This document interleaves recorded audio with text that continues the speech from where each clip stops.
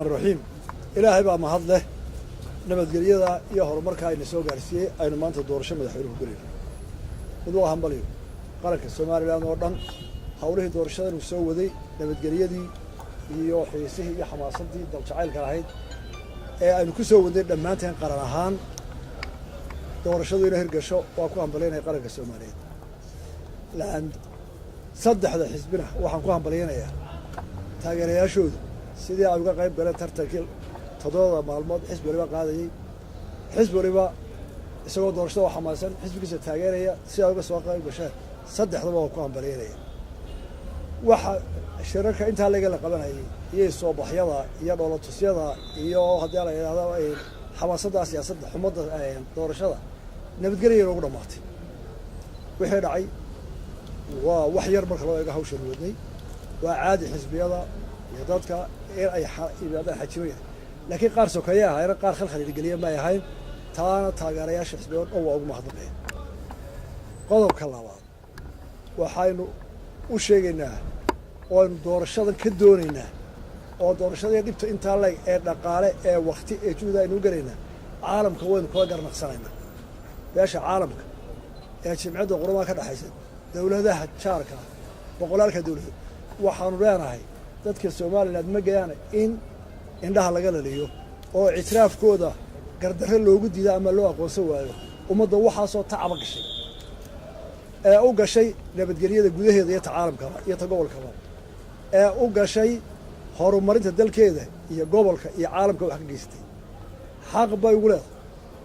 waa markii shanaad ee Soomaaliland doorasho geliso oo ay ku muujinayso go'aankeeda qarannimo midnimadeeda iyo horumarkeeda maantana waa garnaqsi labaad ee codaya ama muwaadin ha u qaadanin warqadda iyo codka atriyada inuu ku egyahay qof aad dooranayso qarankii baad hirgelinaysa ictiraafkiisa baad raadinaysa horumarkii baad raadinaysa taasina waxay kaaga baahan tahay inaad si mas'uul ah uga qayb gasho doorashada maalinta oo dadaal leh oo nabadgelyo leh oo dulqaad leh oo xaq dhowrid marka safka la galay saddex xisbi waa isku hawl qaran baa lahayd nin waliba cod murtaya ninka wax khariba ama qulqulatay qaran kula dagaalamaya cadawgu la mid taana waa inuu ogaado muwaadinku oo taa qaataa taasina waa waxaan caalamka kula garnaqsanayna gudaheena hore ugu marayno muwaadiniinta codeynaysan waa hambaleynayaa xil qaran bay gudanayaan si wanaagsan ha gutay ta u dambaysa waa saddexdeedan oday dadku dhammaantood waxa nagu waaniyaa nabadgelyada ilaaliya saayeera waxaan la yaabaa oo la yaab kuwan Soomaaliland ka ilaalinay 30 sanadood iyo koor kuwan Soomaaliland oo goleen oo ognahay qalbigooda Allah ya muxuu cabdiida Allah ya ku duxo haddana ku dilino waxa ku jira dibadda Soomaaliya qaaran la daba aaminsanay oo waligood ka soo horjeeda oo hadda wax loo banaanay ayaa nagu waaniyaa dalka gubina dalka harubina waranaag saxdeen taa looga warwari maayo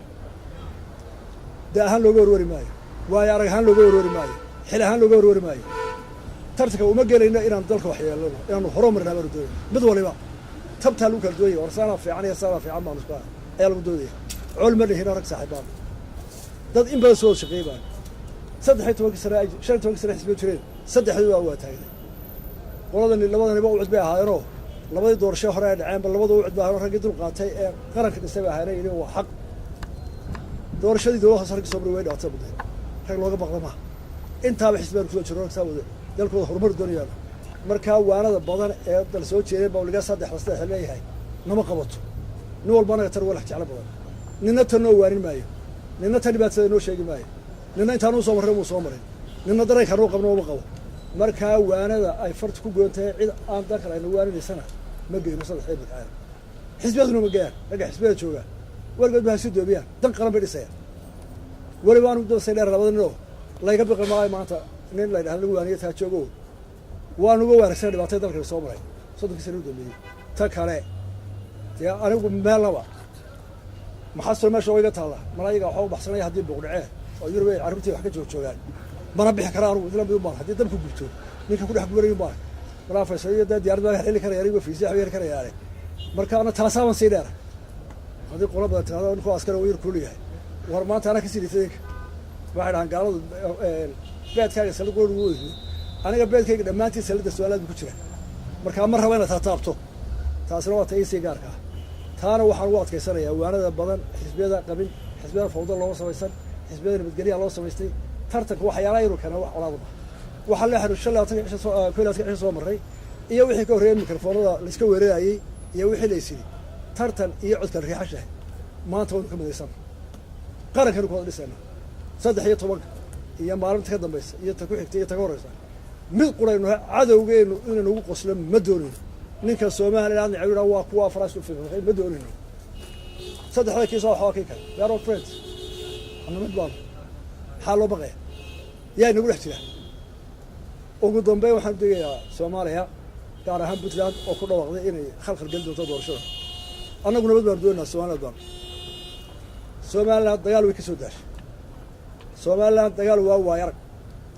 Soomaaliland waxa ogaatay dadku nabad iyo dhaqmo wuxuu kaga wanaagsanaa jira mid baa jirta warigeed baa cadu noo gacan qaaday kuma jabi waayay wariga iyo cadu laga maadkan taariikhda dib loo raaco ragga maanta ciidanka soo hubinaya garowe dib soo wareysta awiyaashii wareysta dawladihii u dambeeyay wareysta